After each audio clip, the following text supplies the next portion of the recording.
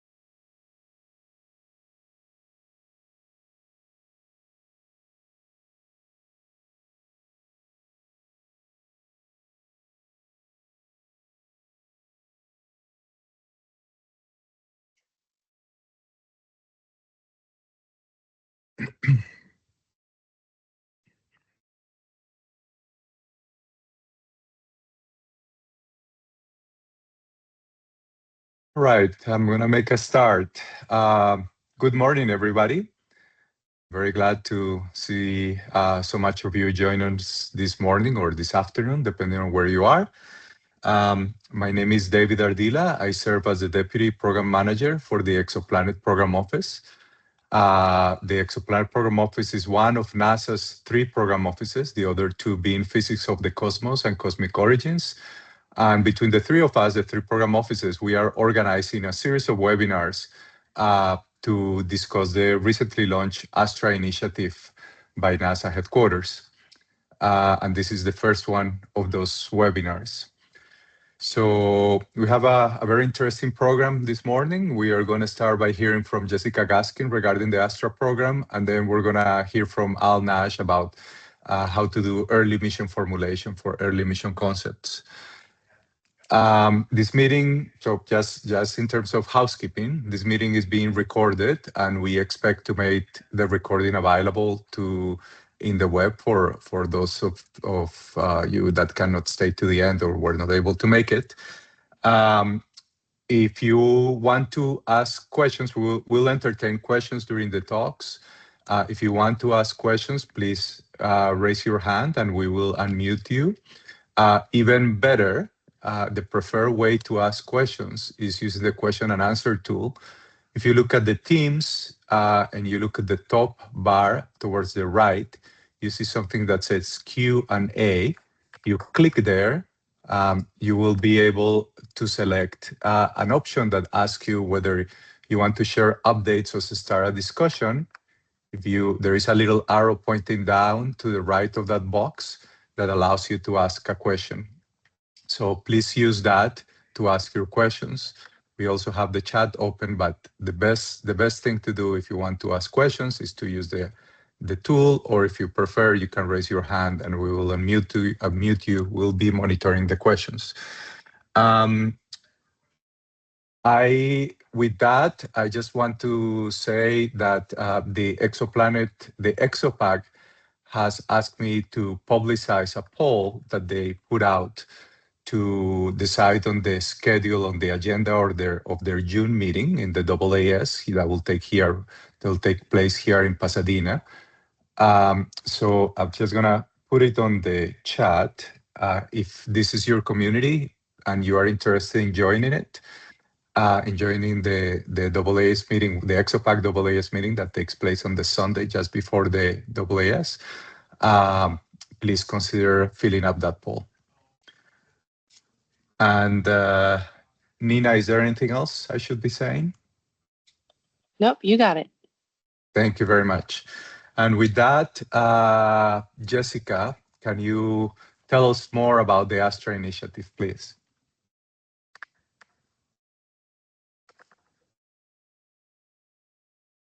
Sure. Okay, let me just get a little situated here. You guys can see my screen okay? Yes. Okay, so I'm just going to give an overview of what ASTRA is and how you can get involved. So let's Hopefully you all have all read the document that's online, but if not,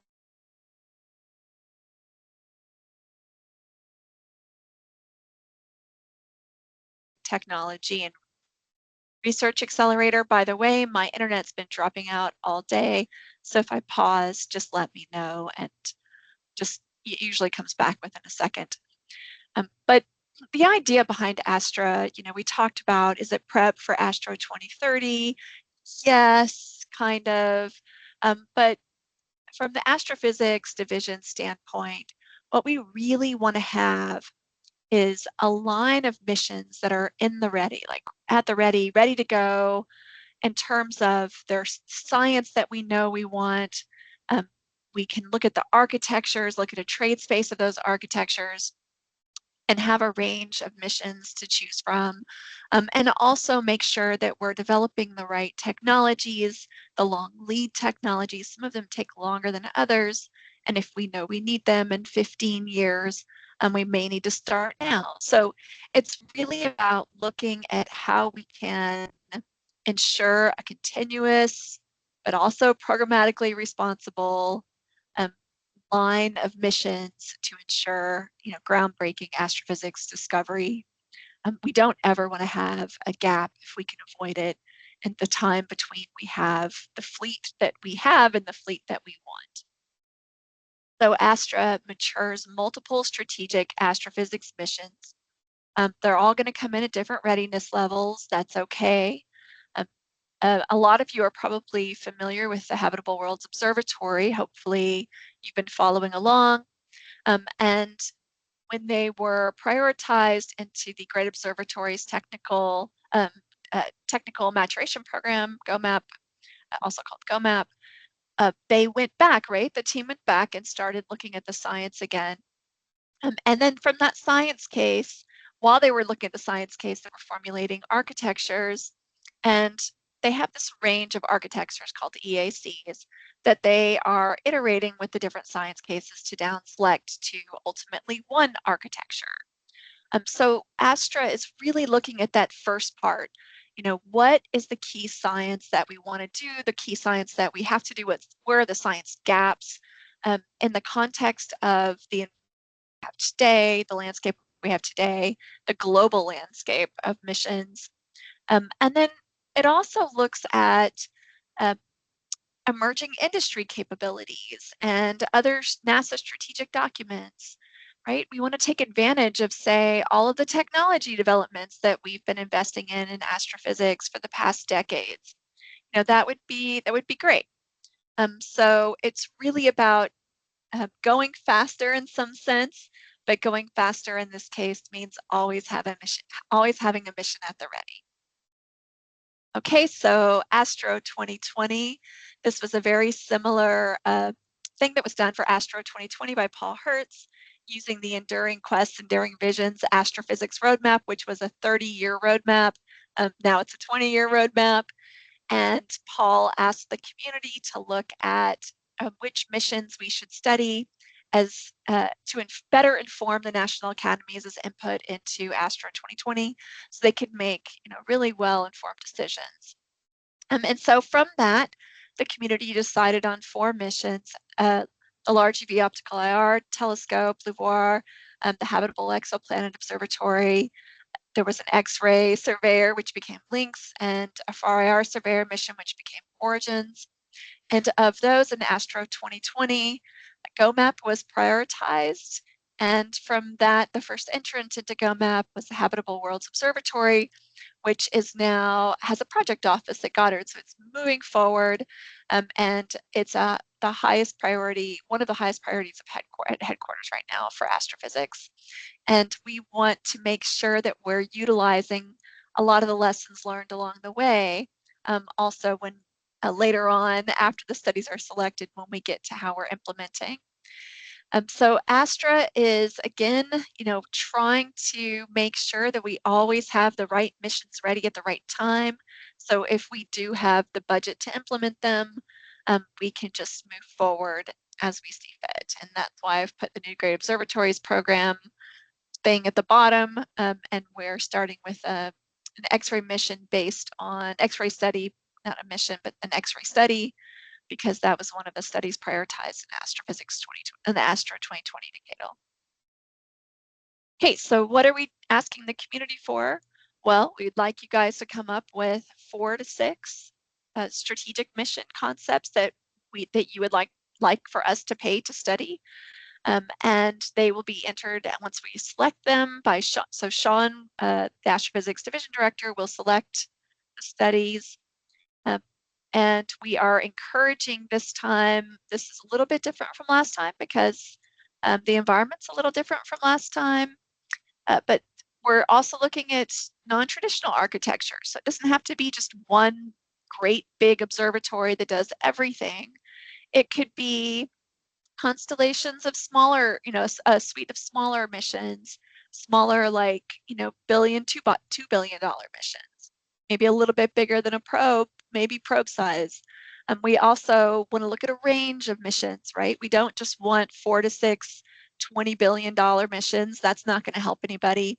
It really needs to be a range. And then also we want to provide a home somewhere where we can explore the value of using, of like introducing things like radio missions that are also in space now, radio concepts, right? And also concepts on the moon, but also things like, I used EHT as an example, and BEXT, which has an arm in space. It's really hard to find a place to fund some of these new concepts that people are thinking about because it's not such an easy division between space and ground anymore. So we want to make sure that we're including that science and those mission concepts in our discussions to make sure we have a really complete picture of what we need. The missions, so those 4 to 6, are in addition to 2 that were mentioned in ASTRO 2020. So an X-ray flagship study, which we're ramping up now. And then the FAR-IR flagship study, we're going to wait for the probe competition to end. And then we'll decide at what level that study should proceed. Okay, so we are also encouraging, when you guys are thinking about your concepts, to utilize emerging industry capabilities. Industry now launches many, many more satellites than we do. That wasn't the case in the past, in the far past. And we also want to take more advantage of international partners where we can. We know that public and private partnerships, like the Schmidt Foundation, they're much more feasible now than they have been in the past. And we want you to take into account the current planned international fleet of missions, NASA's foundational strategic documents, which I mentioned before, and then the technology advancements, technology investments, and potential advancements. So how do you participate? So we would like for the community to coordinate through the program analysis groups. And that's why we're here, part of the reason we're here today. And while there are 3, they're all working together on this, and there will be a joint report following the ASTRA workshop, which is an open community workshop, which will invite all of the input. Hopefully you guys have been feeding to your PAGs, so we can have those discussions in a very focused way at that workshop, and it will help to get us down to that 4 to 6 range that we're looking for. So please participate in that. And each PAG really does have their own, they can do whatever they want to get feedback from their communities. We didn't want to constrain anyone, overly constrain anyone too much from doing things in new and different ways. So here is at the timeline. So May is there's a workshop on innovation for astrophysics missions. It's a smaller workshop, and we had to limit that to 100 people based on the venue, but also on the conversations. We want to have very focused conversations. And I know a lot of people, we were oversubscribed. We had 200 people, over 200 people register to go to that meeting.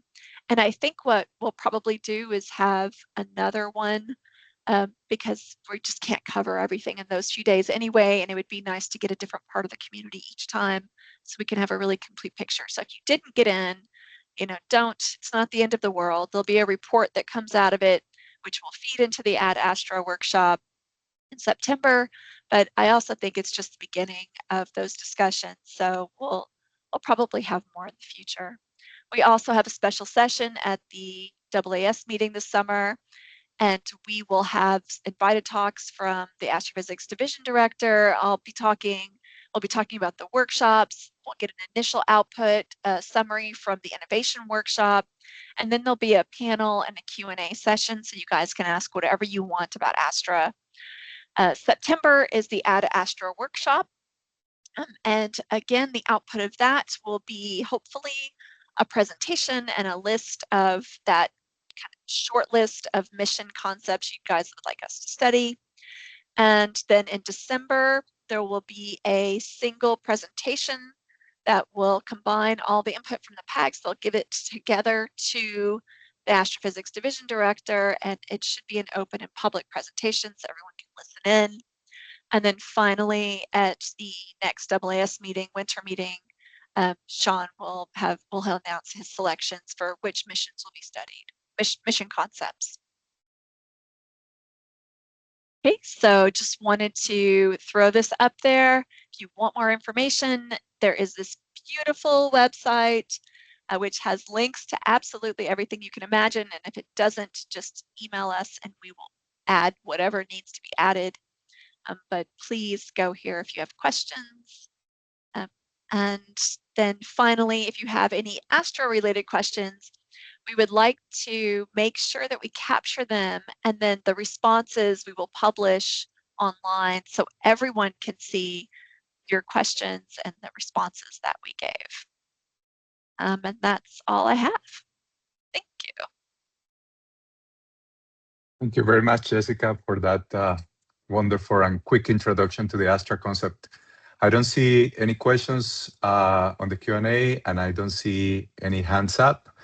So with that, let's go to Al Nash to tell us about the early mission formulation. And Al, if you can start by introducing yourself, that would be great. Thank you very much.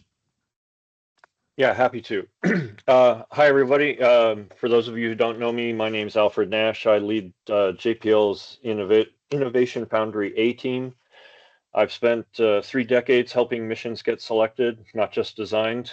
PhD physicist by training, and I've got a career spanning flagship implementation like Spitzer and Planck all the way back to the very front end of formulation. I'm a mentor across all 3 of NASA's mission design schools for the last 5 years, and I've been spending that time teaching scientists and engineers how to turn rigorous ideas into proposals that survive review and win. We've got an illustrious set of alumni out of that program. Okay. All right, so in my mind, the purpose of mission formulation is ultimately to get selected for implementation. ASTRA sits squarely in the pre-phase A concepts phase of a program or mission lifecycle, and it's not about building missions at this point. It's about generating and maturing ideas, as Jessica mentioned, that are strong enough to be selected for further investment. So the key transition to focus on is the boundary between pre-formulation and formulation. That's the first flaming hoop. The output of a pre-phase A is not a design. It's a selectable concept that earns approval to ultimately enter phase A. And the selection for ASTRA is not for formulation, but it's for study. So it's really, at some early part of that pre-phase A concept studies. Just to talk about downstream, right? Phase A then develops concept further, advancing the design and required technologies. From there, phases B through D move projects through detailed design, fabrication, launch, followed by eventual operations, phase E, and closeout in F. ASTRA's role is to feed this pipeline upstream, right? To get that, I don't want to call it backlog of ideas, but backlog of ideas so that there's no gaps, as Jessica mentioned. It identifies candidate concepts, studies them at low fidelity, and advances only those that are compelling enough to justify further investment. So the purpose of the work in ASTRA is not to solve the entire mission, it's to position a concept to cross those early approval for formulation gates. So this means your concept must demonstrate enough scientific value, technical credibility, and resource realism to justify continued investment, while still early enough to shape the trade space. So the key takeaway here is pre-phase A is where a lot of ideas get filtered out. Success here is not about completeness, it's about being selectable for what comes next. Okay, so this slide highlights a fundamental reality that shapes everything we're going to discuss from this point. So in the competition for missions across NASA, roughly 83% of mission proposals are formal proposals, right? Phase proposals at the end of pre-phase A are rejected. And that statistic is not a reflection of poor science, right? Most of those proposals are scientifically very, very strong. The implication is something deeper. Selection is not driven by science merit alone. For ASTRA, this reality is even more pronounced. We're operating in an environment where only a small number of concepts can move forward, right? The 4 to 6, and even fewer will ultimately be advanced. So the problem you're trying to solve is not simply, is this a good idea? It's, is this idea selectable? And this makes it a constrained optimization problem, not a pure discovery problem. So the implication for this webinar is straightforward. If you want your concept to succeed in ASTRA, you must design for flexibility from the beginning, not retrofit it on later. And that's the mind shift that I'm going to try to help you with as we go to the next slide. Okay, this slide introduces a key idea from design thinking that's directly relevant to ASTRA. Selectability does not come from maximizing any one dimension at a time. It comes from simultaneously satisfying multiple conditions.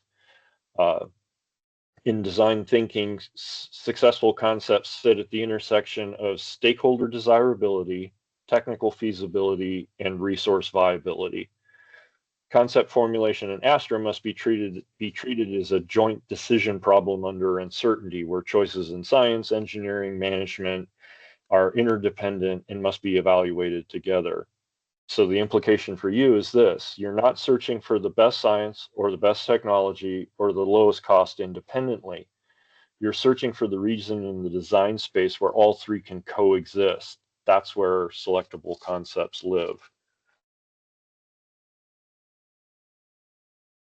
Yeah. What this slide is showing is that selection is not driven by a single stakeholder, it's a system. So at the top is the decision maker, the APD director, who makes the final yes or no decisions. Supporting leadership matters, but this is the role that ultimately decides. Closely coupled is the buyer, and all of this comes from startup thinking. Take a look at the book of Blank and Dorff from 2012. So closely coupled to that is the buyer. APD is an organization which controls the resources. They're focused on cost, schedule, return on investment, and overall portfolio affordability. The key nuance here is that the decision is made within what can actually be funded. So next are the recommenders, as you've heard about, the PAGs. They will help generate, filter, and prioritize the concepts, and only a small number will make it forward from them. If your concept doesn't survive PAG prioritization, it never reaches the decision maker. Then there are the influencers, the largest group. well, maybe not the largest group. Anyway, they include the community, program offices, technologists, partners. They shape what's considered credible and important even before the formal evaluation even begins.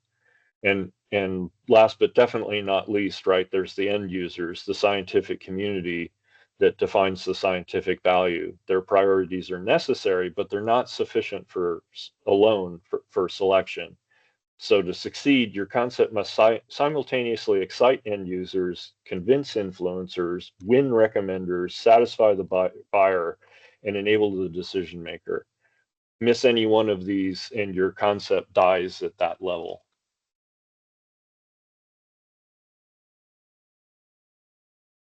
Okay, so this slide highlights a critical idea a little bit further, right? Selection is not about satisfying a single definition of desirability. Both the program analysis groups, the PAGs, and the astrophysics division, APD, are evaluating the same concepts, but through overlapping but not identical desirability constraints. The PAGs are charged with representing the community. They focus on sourcing ideas, synthesizing them, converging to a small set of prioritized concepts. But their emphasis is on scientific value, community input, and credibility at a low fidelity. APD, on the other hand, is responsible for what happens next.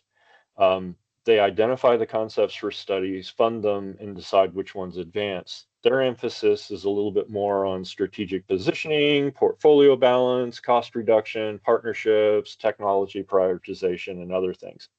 There's clear overlap. Don't get me wrong, right? Both care about advancing the field, identifying strong concepts, but there are important differences. PAGs are optimizing for community consensus and scientific merit, whereas APD is optimizing for what can actually be advanced within real programmatic constraints. This creates a fundamental implication.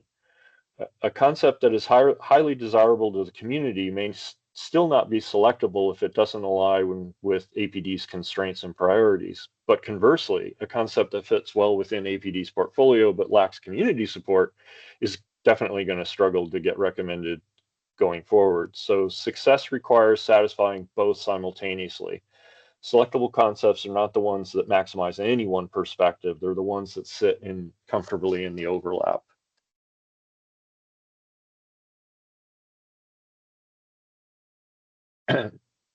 This slide focuses on the third condition for selectability, right? Resource viability. In ASTRA, the viability is not something you check at the end. It's something that shapes the concept from the very beginning.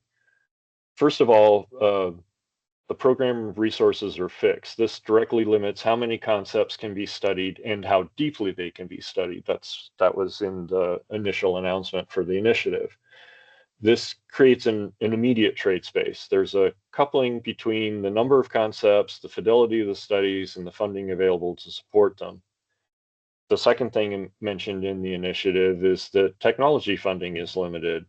Not every promising idea can be advanced, and that means prioritization, as mentioned in the initiative announcement, is built into the system, and your concept must compete for that investment. Third, as you heard in the opening talk, partnerships matter. Commercial capabilities, international collaborations, alternative approaches like public-private partnerships, all can expand what's feasible within these constraints. These are not optional, they're often what makes a concept viable. Finally, and most importantly, your concept must close. It must be credible that the technologies, resources, and architectures that you're proposing can come together within realistic future mission budgets. So viability is not about minimizing costs, right? It's about demonstrating that your concept can be realized within the constrained system it must live in. If it can't close, it will not be selected, regardless of how compelling it is in the other dimensions.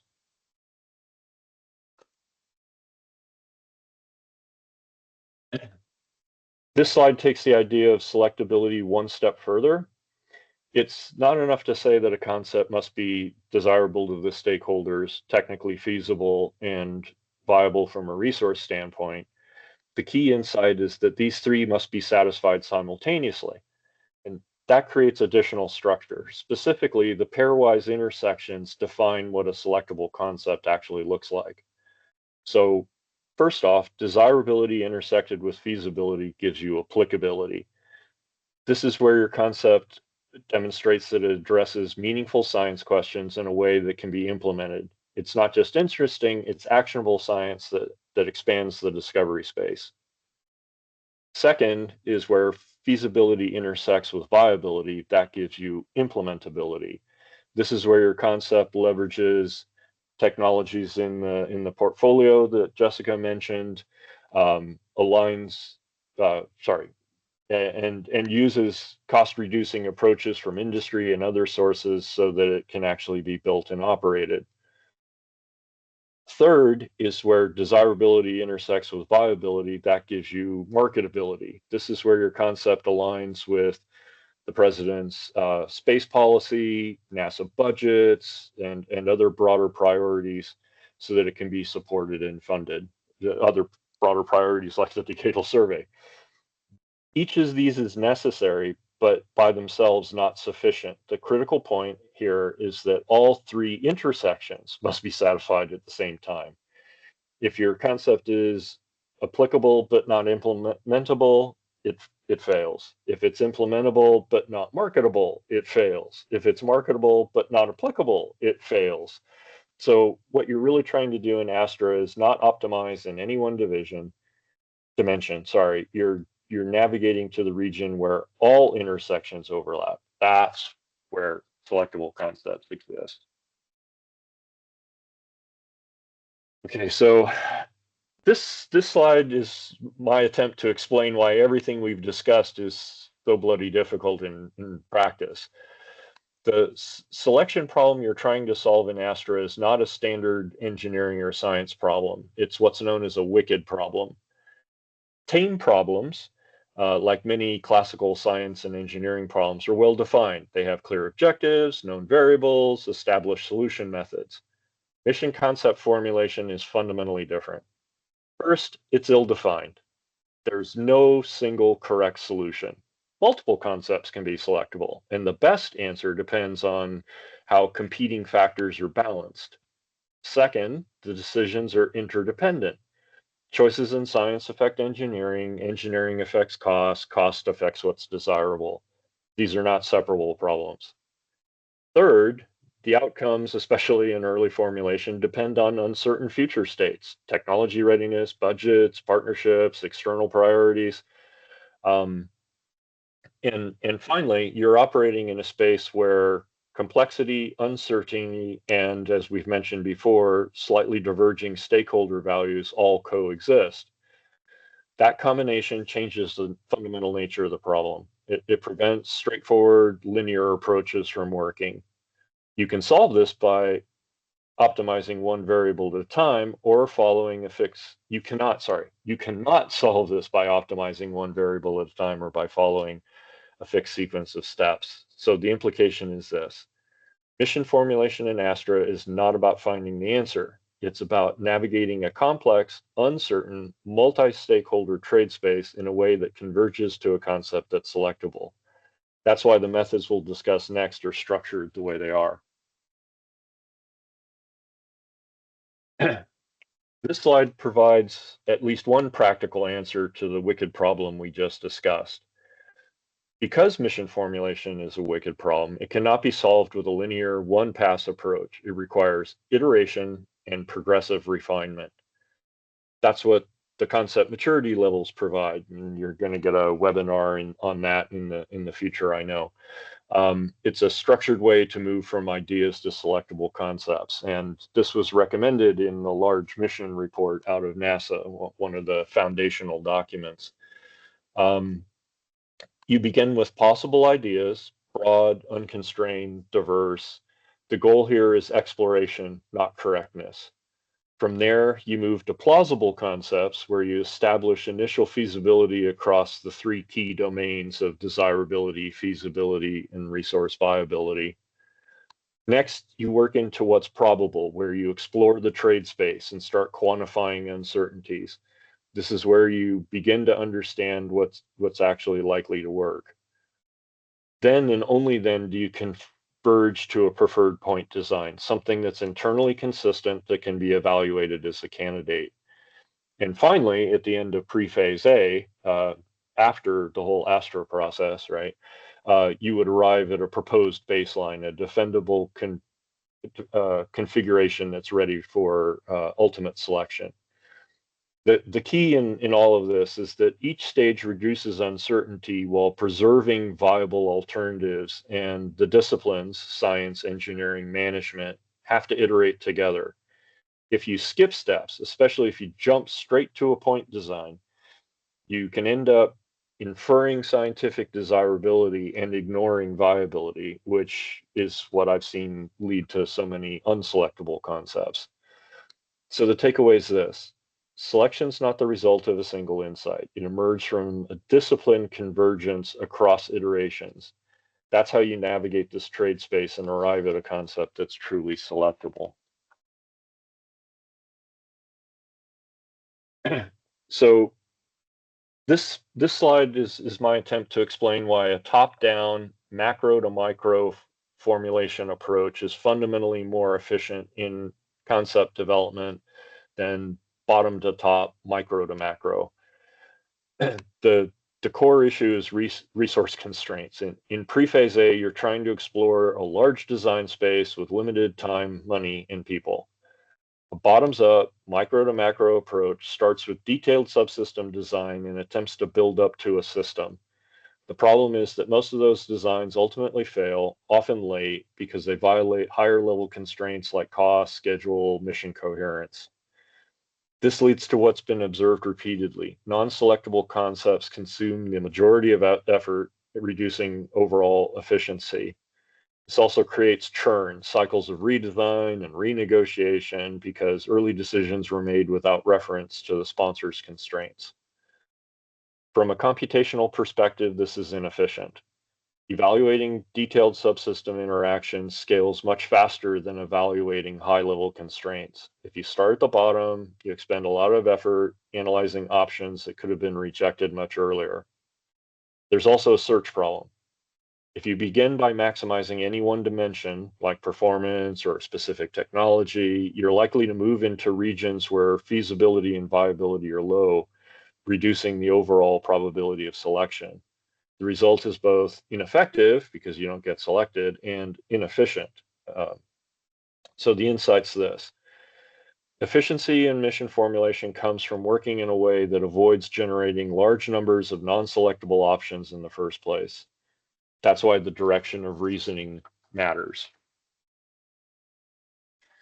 Okay, I want to close here and move on to the questions with the most important takeaway from this webinar. ASTRA is not a call for the best ideas, it's a funnel. As shown here, concepts move from broad community idea generation through refinement, prioritization, study, and ultimately to a small number of selections announced at the AAS meeting in January of 2027.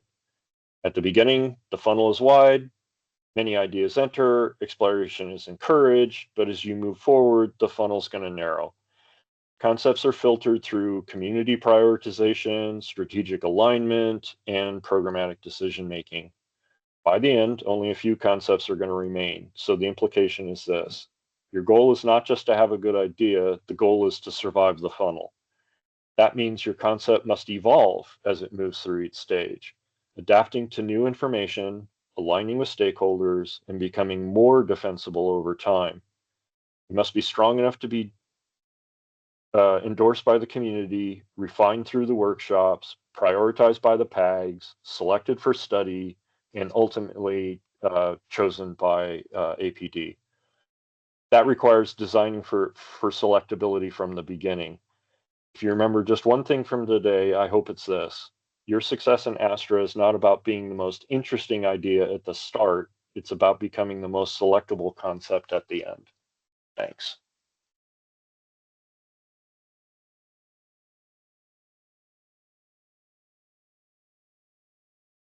Thank you very much, Al. Is that it?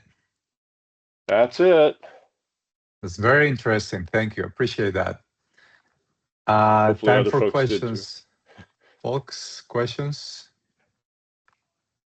It does look like we have one question in the Q&A.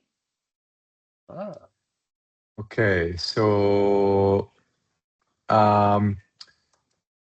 let's have a question from Saul Hanani. Speakers mentioned the possibility of partnership with industry and international collaborations. At what stage are we expected to search and arrange for either?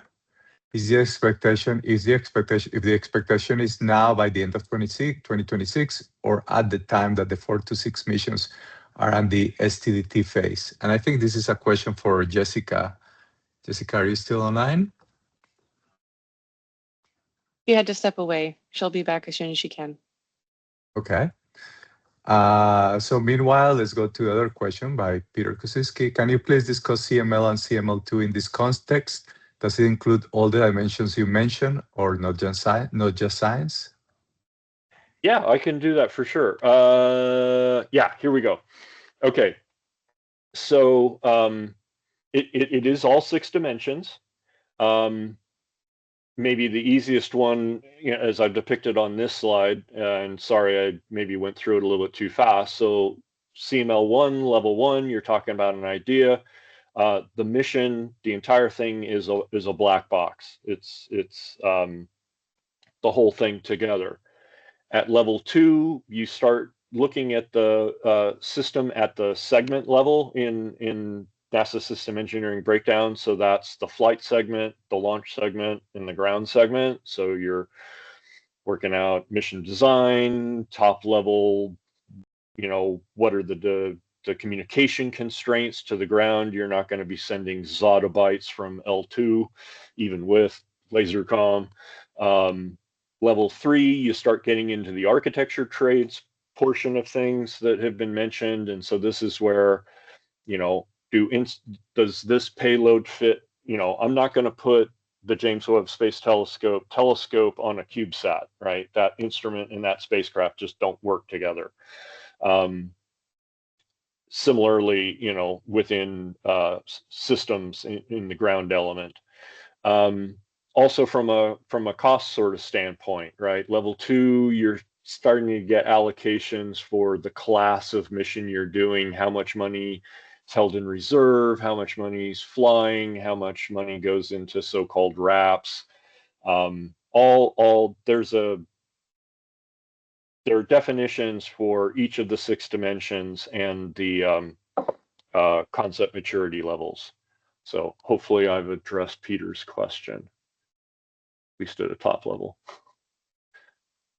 Yeah, thank you very much for that. I have a question. I wonder if you could, you alluded to this, but perhaps you can expand. I wonder if you can discuss what happens often, which is the idea that, we have an instrument, or we as astronomers, we are used to working with a set of instruments, and we would like to have a telescope that is bigger than the one we have been working on, or a spectrometer that has, instead of having a resolution of 100, has a resolution of 1,000,000. Wouldn't that be great? And then we start building the science case around it. So this kind of goes back from the very structured process that you have suggested. Is this going to lead to failure? Is this guaranteed to lead to failure? Or how do we make sure that this, something that starts on the instrument side, results in a selectable concept? So this gets to the fact that these aren't separable problems, right? And so, to lean into some of the things Jessica was saying at the beginning, there may be best practices from industry that's mentioned in the initiative announcement. There may be other things that enable payloads to have different attributes than we've been able to accomplish in the past, whether that's by distributing them, lots of small apertures equaling one large aperture, or things I may not be totally aware of in terms of manufacturing capabilities or business practices, or I don't, it's a very rich trade space, right? but you need to look at all the tools at your disposal and make sure that all 6 dimensions are self-consistent. If you haven't found an implementation approach that's going to allow you to have a 60-meter telescope, maybe that's not in the offing. So it's that dynamic tension between the dimensions. It's the trade space that I think everybody's been talking about with respect to this ASTRA initiative. And so you have to take a broader view to be successful. This is hard, don't get me wrong, right? To be a strategic mission is to make a big impact on science. It's not a SMEX, right? Mm-hmm. But that being said, the sky is not the limit with respect to the projected budgets. It's you know, if one mission gets too large, then there's gaps in astrophysics, right? Which Jessica pointed out, that's not what we're looking to do. And so you've got to start looking into those other dimensions to enable those sorts of things, and maybe get clever about how could I do science with a 59-meter telescope. I'm, being a little facetious, but what is the minimum system that's necessary to make that advance, that great advancement? And it might not be a brute force approach of just, I'll get all the photons and sift through them. It might be more scientifically clever.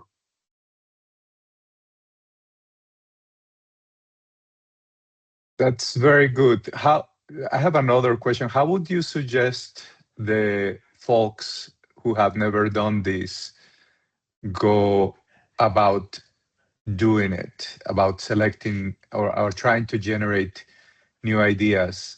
I myself, the first time I did this, I remember I spent a lot of time trying to think about whether a mirror would fit in the rocket, even before thinking about all science. So and that proved out to be the wrong thing. So I wonder if you have a piece of advice that you could suggest, you could give to people who have never done this. Yeah, actually, there's an so I've taught all of the offerings of the Astrophysics Mission Design School, and one of the first things that we have the students do is, from publicly available information, draw a graph of how much did the previous astrophysics missions cost and what was their launch mass, and just draw a line through it. And that starts to give you a sense of first order scale for the mission. And you can do that from publicly available information. Beyond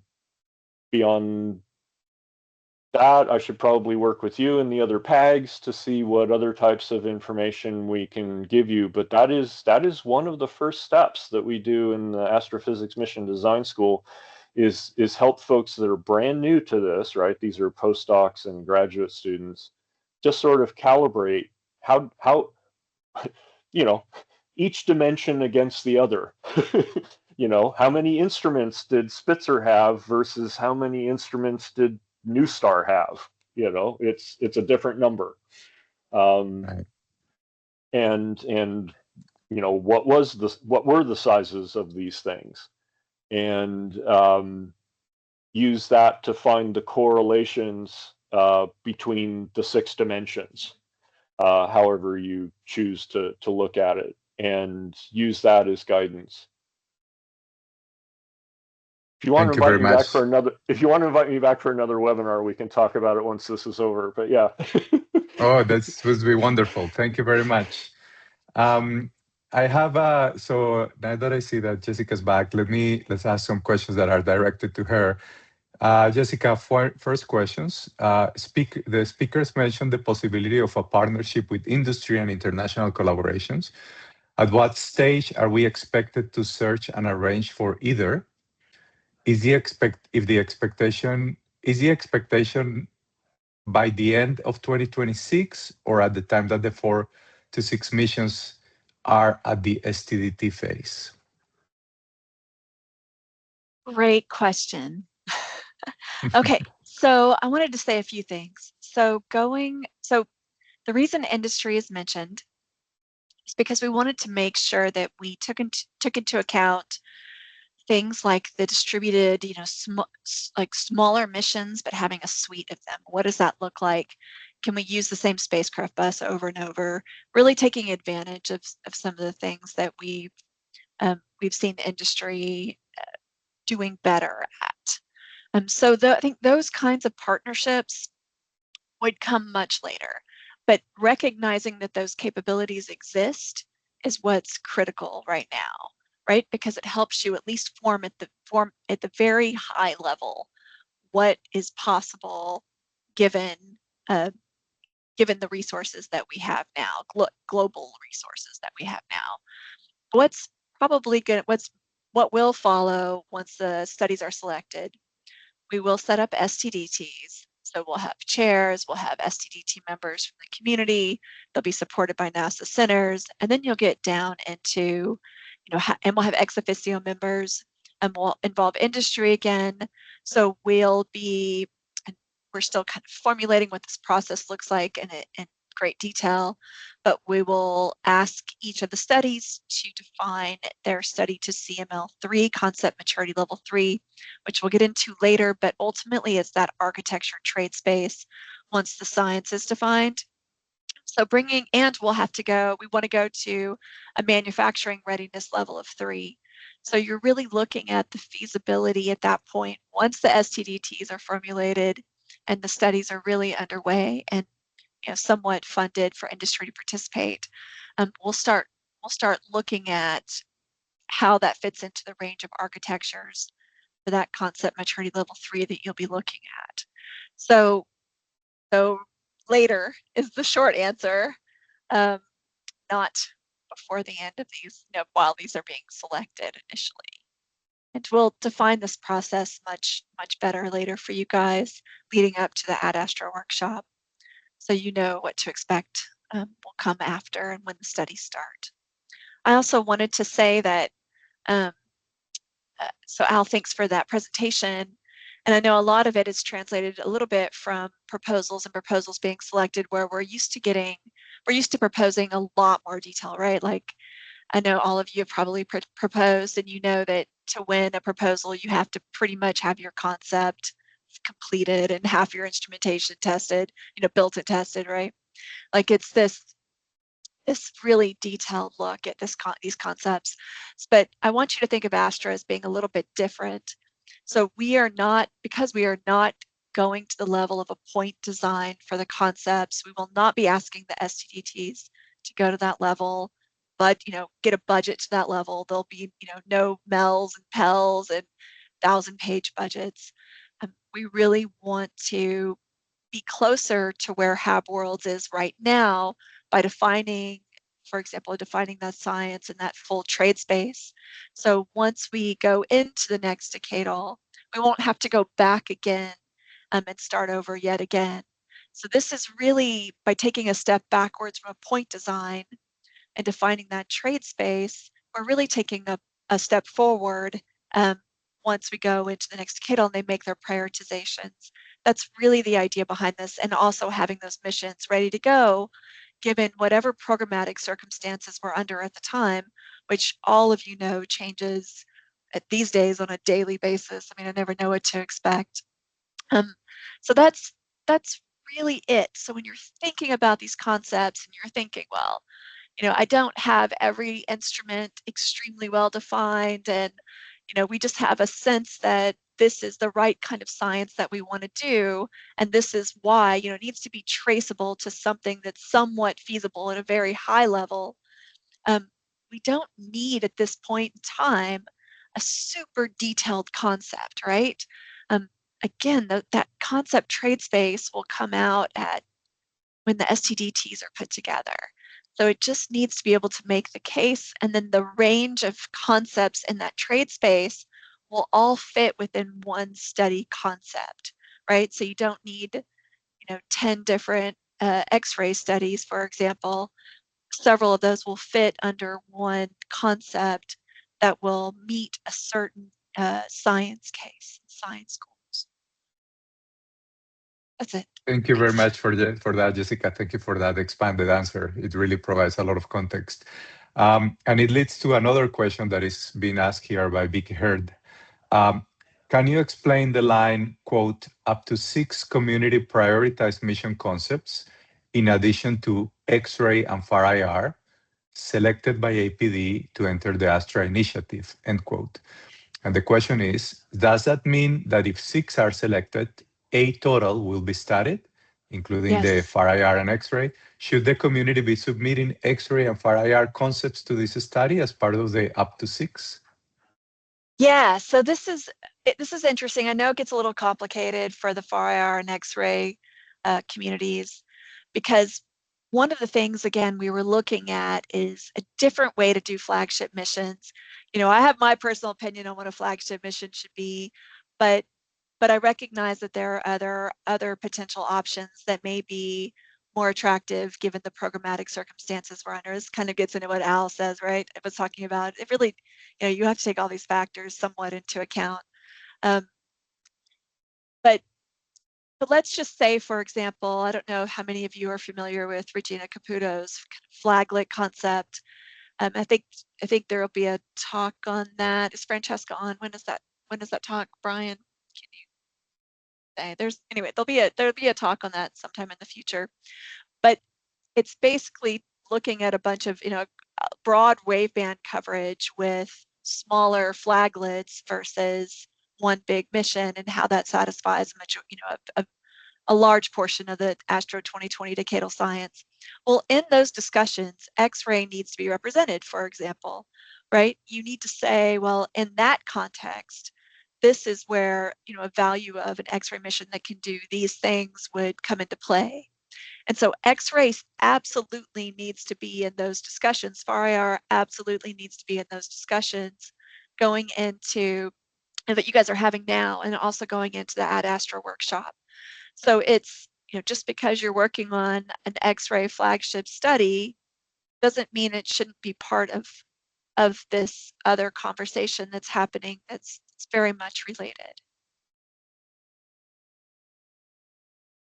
All right, so the answer is yes, submit additional things, even though there will be a study about X-rays, just to cover whatever the ground, to cover the space of interest from the community.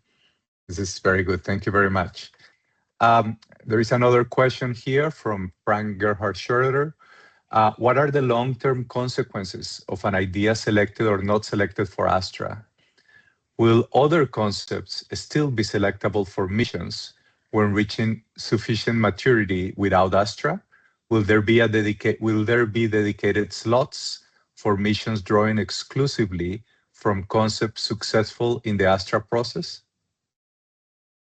It was a long question. Let me That's go a long back. question. Yeah. Yeah. What was so the first part was? What are the long-term consequences of an idea selected or not selected for ASTRA? The long-term consequences for a mission selected by ASTRA is that we hope to start technology developments, and by having that architecture trade study, we would like to have kind of this programmatic reach into different options. But one of the things that I think will come out, even if you're not selected for study, I'm kind of mulling this over, but as a secondary application, and it's something that certain individuals, I guess there have been people within ESA who have been working on this. It's kind of a very long technology roadmap. I mean, we need to strategically identify all of the technologies that can position us in the future for those really groundbreaking missions. And if they are long lead developments, we need to consider how they come into our portfolio and when they need to come into our portfolio for funding in the context of everything else that we're doing. And right now, I don't think we're doing a great job identifying those. I think we need a better plan, and we need to do it more methodically. So I think that would really, I mean, to me, there isn't really a negative consequence. And also, as we do with every decadal, we look at the prioritizations that come up, and then, halfway through, right, we're halfway through this decadal, we start to discuss what the next mission should be. So it's not the end game. And I think a lot of the concepts fit within the context of the trades that we're going to be making within the architectures, and we're going to be laying out that long-term technology roadmap plan that will hopefully capture even those technologies, the missions that aren't selected now.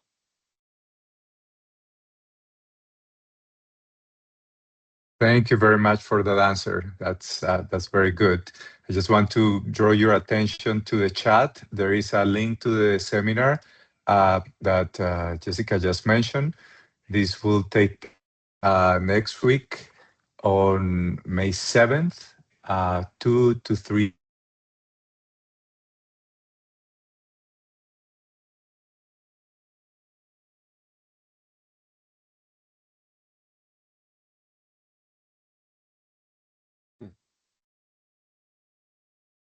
Sorry, I came out for a second. Please take a look at the chat for the link of the seminar on the 7th of May, the second of the series. I don't see any additional questions on the Q&A. So if there are no more questions, thank you very much to all of you for your attendance today. Yes? Oh, I'm so sorry. I believe there are some. You may need to exit the chat, the Q&A, my and go internet, back in.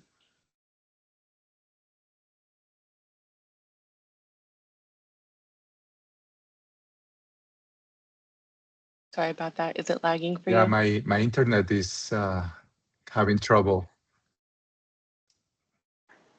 Yeah, Nina, can you hear me? Yes. Okay.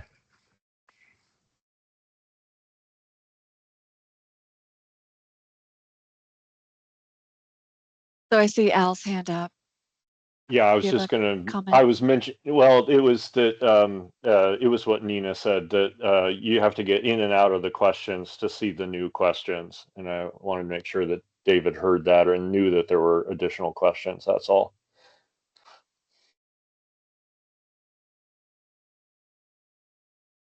It does look like one you could take on, Jessica. A lot of trouble. There's the technology evolution one question, which I think is the penultimate question. I'm not looking at the question, so if you could read it, that would be great. Sure. To what extent will technology evolution, quote unquote, be considered in the ASTRA prioritization? By this, I mean planning for use of intermediate versions of technologies that are needed in more evolved states for later missions. The experience using intermediate versions of technologies in flight can be invaluable for reducing risk and its commensurate cost for later flagships. Okay, so I think I understand this question, but if I'm answering a different question, then just let me know. So we're going to have a lot of opportunities, I think, coming up for maturing technologies, and we've been also talking about having more intentional tech maturation type flight programs within APD than we did in the past. So Mike, I don't disagree that maturing and helping to evolve those technologies through flight, it's a really good way to do it. So hopefully we'll have that opportunity through science missions and through tech maturation missions that allow us to do that. But of course, we're always programmatically constrained, so we do the best we can, but we like to plan big, so we'll see what actually happens in the end. Okay, there's two other questions. So actually, I accidentally skipped over one, so bad me. At what stage does formal involvement from a NASA center typically begin within the ASTRA initiative? For context, in MIDEX and SMEX missions, collaborations with the NASA center is often required and usually starts as early as the pre-concept phase. How does ASTRA compare in terms of the timing and expectations for NASA center engagement? Yeah, so when we did studies leading into ASTRA 2020, right before actually the STDTs were stood up, there were study scientists and study managers and centers who were selected to support those studies. And we'll do some.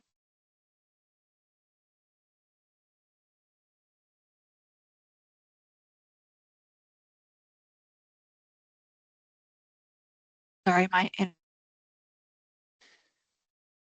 for the STDTs to weigh into, that whole process. But yeah, we will definitely have NASA support, but it'll be probably more directed per study, rather than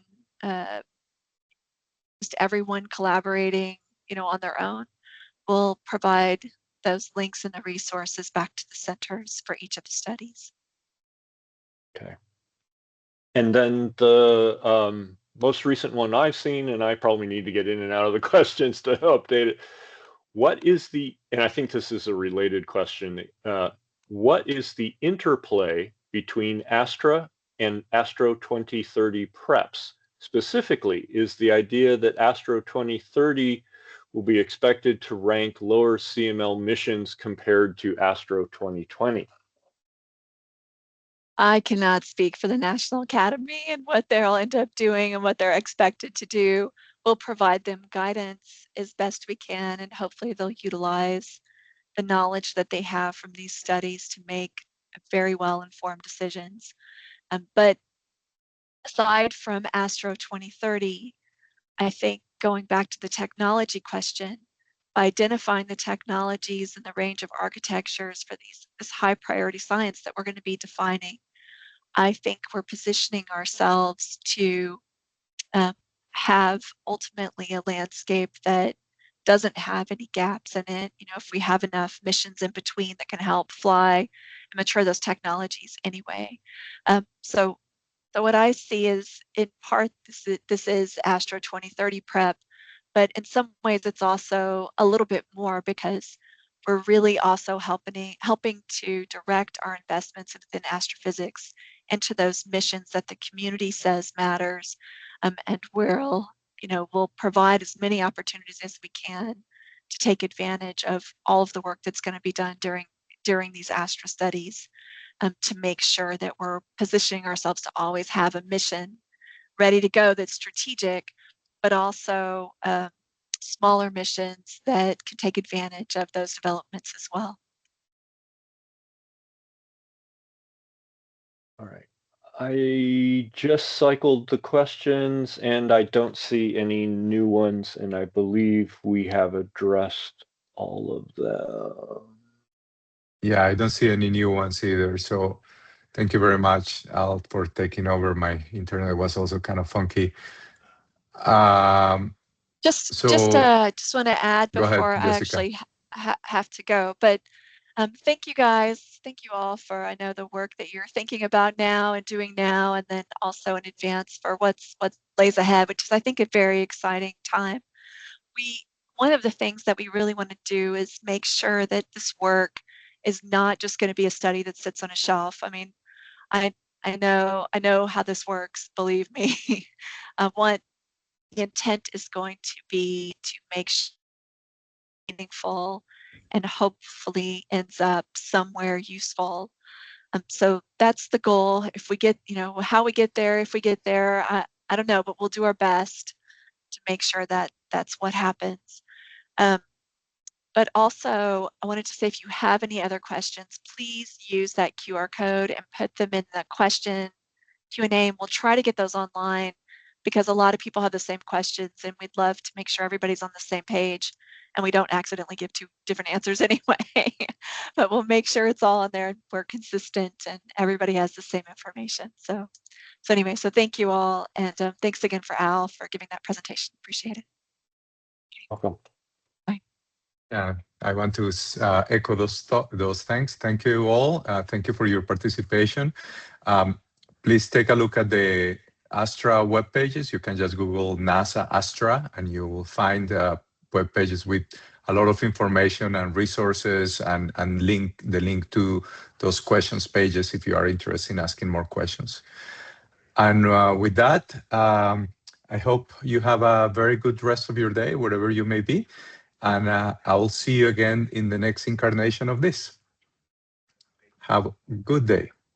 Bye-bye. Thank you all.